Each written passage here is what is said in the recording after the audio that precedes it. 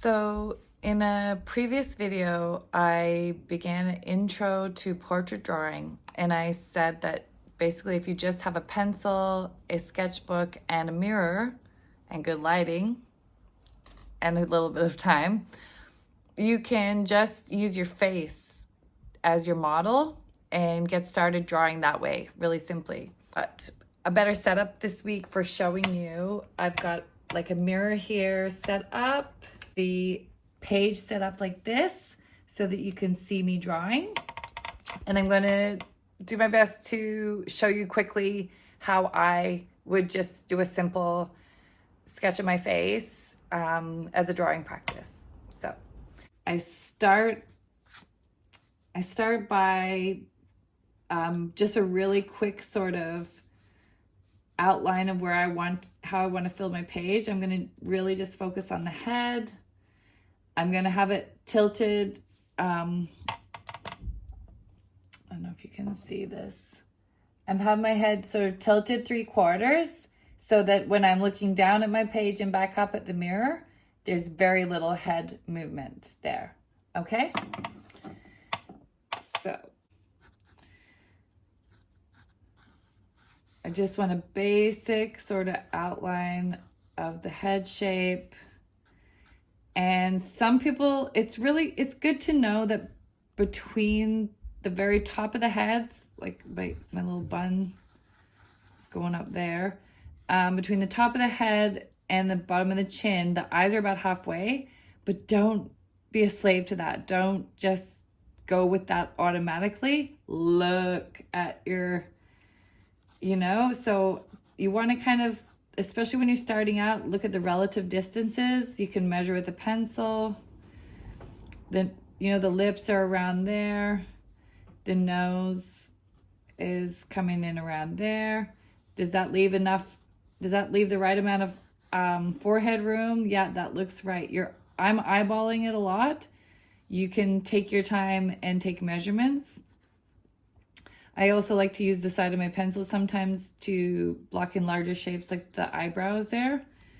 And I want to take note of little details that make a face a face. Make a face individual.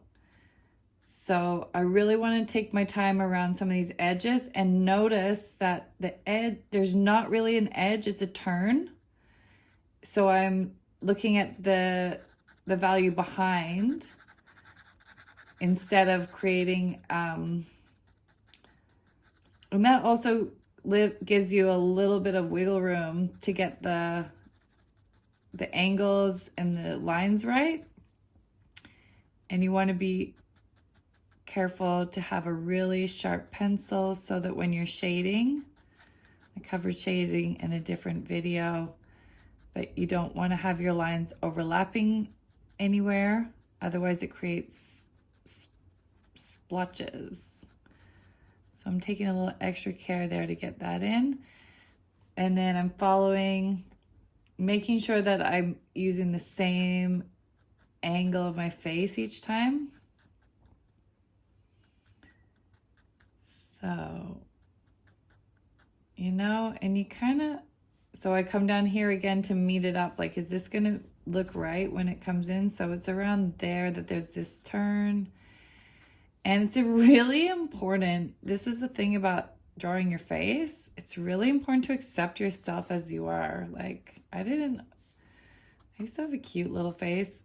It's still cute, but like, I'm getting older. Like this little bit here, it's sort of got more of an angle there than it used to. But if I don't put that in, it's going to be like not real.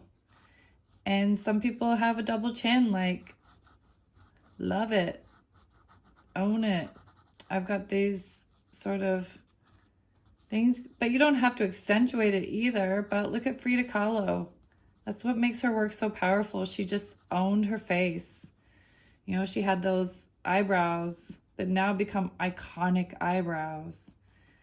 Well, she was definitely an icon for me because I had those eyebrows, especially before I started plucking them. Anyhow, so I'm making sure that it's like a puzzle, like I say. Now, the back of the head, I did this roughly. The back of the head's got to go way back here. I've got a full brain. Come on. And so I'm making sure all... So this is how I draw, right? Some people like to measure everything. I'm very intuitive. I like to check and put like sort of markers in.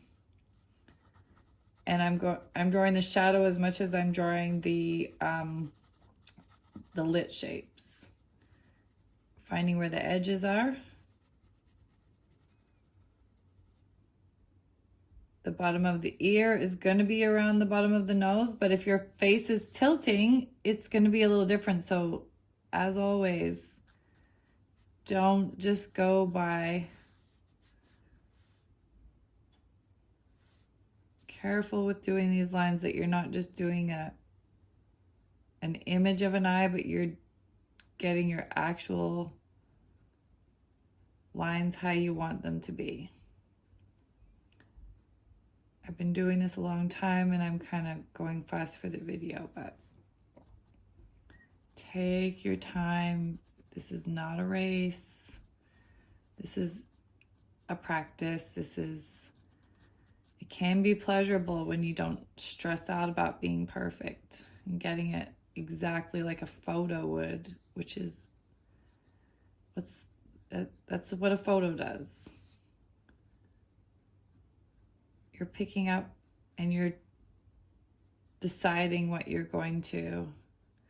They also say don't put the eyes in right away, but I need that. I love that. I don't do the whole thing, but I just sort of get the placements so that it feels to me, personally, I feel like the drawing starts to come alive with the person's spirit, personality, like energy, and so that's important to me.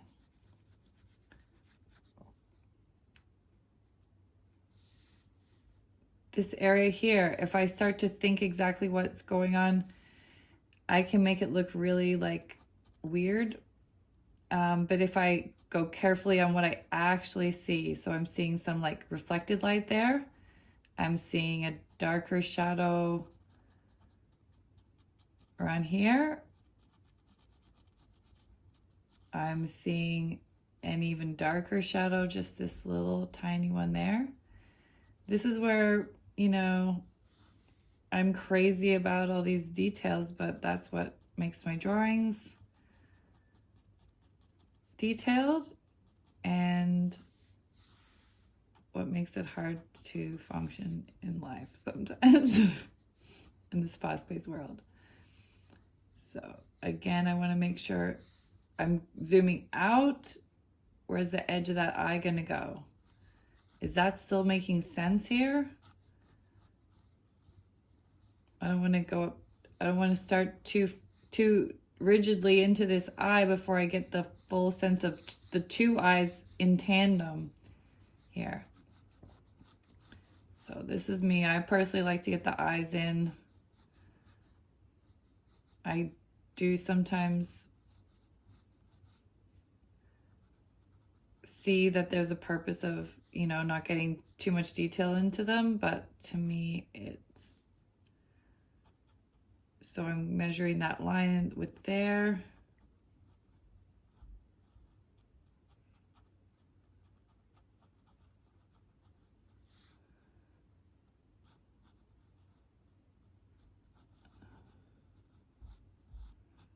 You don't want to make these lines too exact unless you, like, that part is darker. Then there's a bit of a lost line. You want to really let the line be lost and found in places, is kind of how they say it. So that it doesn't just look like an outline, which isn't real. I'm just suggesting going back and forth so that it's meeting up. And again, these two eyes need to be in tandem, and then also as I'm actually seeing them. Take your time to get those.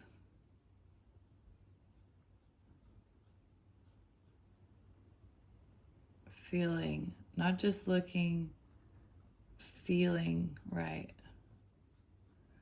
Like it's someone looking back at you. It's you looking back at you.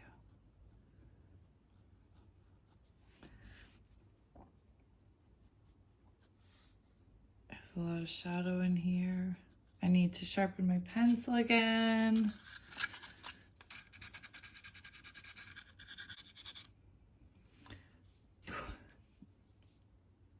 And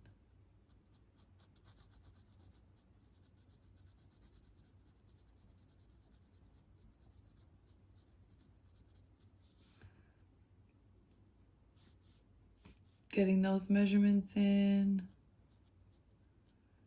This is not a line, this is a turn of an object. So I'm lightly suggesting here, looking at all the angles and shapes as they connect with all the other angles and shapes. Not how you like your nose to look, but how it actually looks. But you can also choose what you really accentuate, but it has to make sense and look real to be a good drawing, right? It's just like this slightly darker shadow on that side.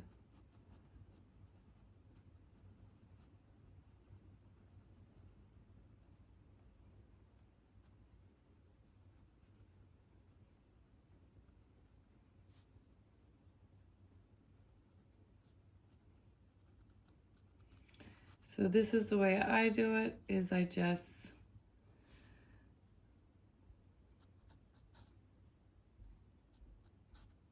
suggesting a lot. I'm sort of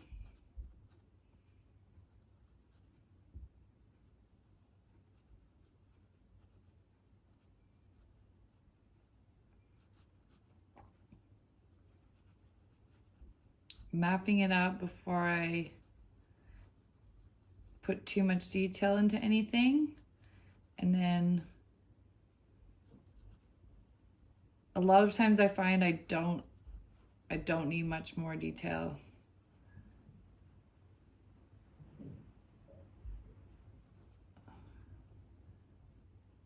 Less is more. You want to leave some things open to the imagination, mystery, suggestion, just like in music, in poetry.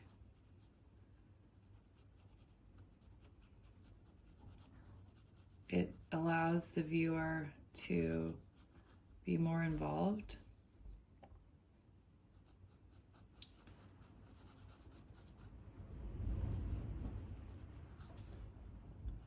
So then this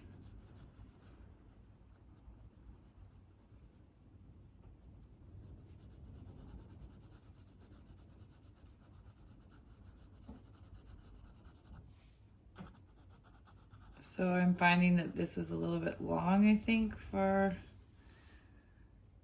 maybe once I stopped talking as much. Generally, you wouldn't be doing. You can decide, I want to make it a little bit more. And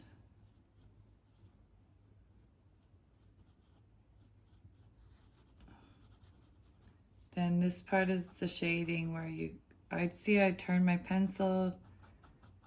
It's needing another sharpen again because I don't want to look like a furry creature. I want to look like delicate shadow where all the lines are lining up. Some people like to go on the side. You can do that. For sure, it sort of saves a lot of time. But at some point, the tip will give you those really delicate shadows. And I'm rushing a little bit here.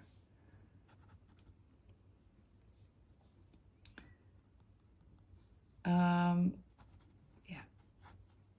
I haven't even done the ear, so I'll just do the ear really quickly because ears can be tricky. So I'm kind of measuring with eyeballing. You have to kind of double check because your eyes will play tricks on you, because I'm sitting at an angle as well. Check it first and then make your confident bold line top of it with there.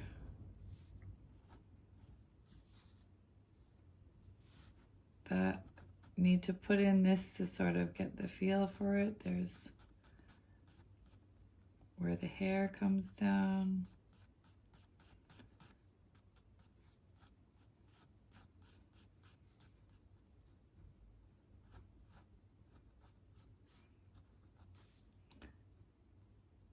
And then you just, again, are really looking for what you're seeing here, not what you think an ear looks like.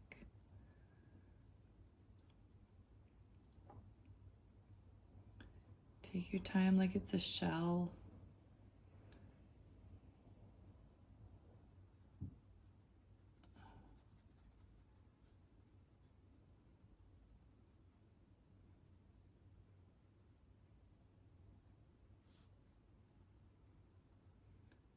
I'm really not an eraser person. I feel like the raw drawing just has this beauty to it, but sometimes an eraser is an appropriate tool to just get back on track, especially when you're starting out. But I find that the mental tool of just appreciating the imperfect nature of humans and drawings is a better tool.